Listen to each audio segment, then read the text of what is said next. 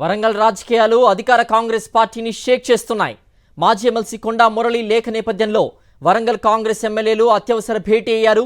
హనుమకొండ జిల్లా కాంగ్రెస్ అధ్యక్షుడు MLA Nayani Rajender Reddy camp ఆఫీసులో ఉమ్మడి వరంగల్ జిల్లాలోని ఎమ్మెల్యేలు సమావేశమయ్యారు.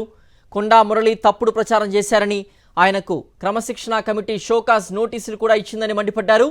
సీనియర్ నేత రాయ సహాయం సురేందర్ రెడ్డిపై విమర్శలు తగదని సూచించారు.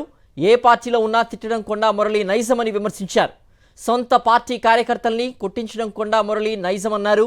ఆయనకు ప్రాణభిక్ష పెట్టిన వారిపైనే విమర్శలు చేస్తున్నారని మండిపడ్డారు.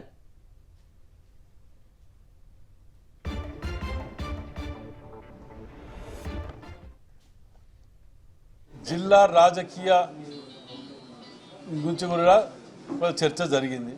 ఇవి మేము ఇక్కడ జరిగిన వాటి గురించి ఇవాళ అంతే తప్ప వాటికి ఎందుకంటే వేరేది ఏదేదో మాట్లాడినా కానీ అన్నీ కూడా అధిష్టానం కోర్టు లోపట ఉన్నది, క్రమశిక్షణ సంఘం చేతిలో ఉన్నది, బయట ఎవరు కూడా ఏం మాట్లాడకూడదు అనేది నా ఇంటెన్షన్. కొండా మురళి క్రమశిక్షణ కమిటీ ముందుకు వచ్చి తప్పుడు ప్రచారం ఇవ్వడం జరిగింది.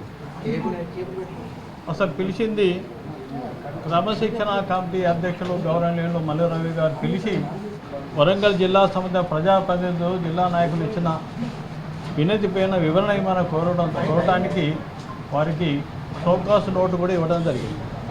కానీ వాళ్ళు ఏం చెప్తున్నారు, ప్రెస్ మీడియాకి వచ్చి నన్ను ఎవ్వరు విలువలేదు, నేనే గాంధీ భవన్కి వచ్చాను, నేనే గాంధీ భవన్కి వచ్చి వివరణ ఇస్తున్నా అని చెప్పాడు. పార్టీలు మారి అంటే అందరినీ. కానీ ఈ జిల్లాలో అన్ని పార్టీలు మారి ఏకైక కొండా దంపతులు చెప్పక తప్పదు. వాళ్ళకి రాజకీయ భిక్ష పెట్టింది టీడీపీ పార్టీ. వారు ఊకే మాకు మళ్ళా దయాకరం ఉంటాడు, యాకే దయాకర పక్క శిష్యుడే.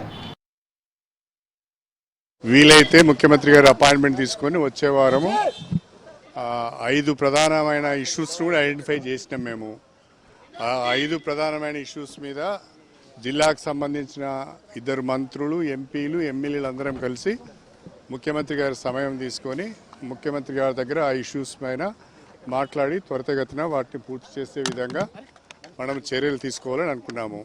12 మంది ఎమ్మెల్యేలు, 2 ఎంపీలు అంటే 2 మంత్రులు, 2 ఎంపీలు, ఆల్ ఎమ్మెల్యేస్, ఇతర రిప్రజెంటేటివ్స్ అందరూ కూడా కలిసి ముఖ్యమంత్రి గారికి నివేదించి జిల్లా అభివృద్ధి పైన మనం ఫోకస్ చేయాలి. ఈ చిన్న అనవసరమైన అభిప్రాయ భేదాలతోని మన జిల్లా అభివృద్ధి కూడా కుంటుపడుతున్నది. మనం ఆ దిశగా ప్రయత్నం చేయాలని కూడా అనుకున్నాం. వారి యొక్క కాన్స్టిట్యున్సీలో 9,000 మైనస్ ఉన్నారు పార్టీని కాపాడమని ఎంపీ ఎలక్షన్లప్పుడు. కాబట్టి మా మీద కాదు సవారీ, వాళ్ళ కాన్స్టిట్యున్సీలో చేయమనండి సవారీ. We are not against him. వాళ్ళ కోసం మేమేం తప్పుడు మాట్లాడతలేము, తప్పుడు చేస్తలేము. వారు చేసే క్రమశిక్షణ రహితమైన పనులకే తప్ప ఎవరిని పడితే వారిని తీసుకొని పోలీస్ స్టేషన్లో పెట్టి కొట్టేయడం తప్పని చెప్తున్నాం. సో ఇది ముఖ్యంగా దీనిపైన మేము మాట్లాడదలుచుకున్నాం. నా కాన్స్టిట్యున్సీలో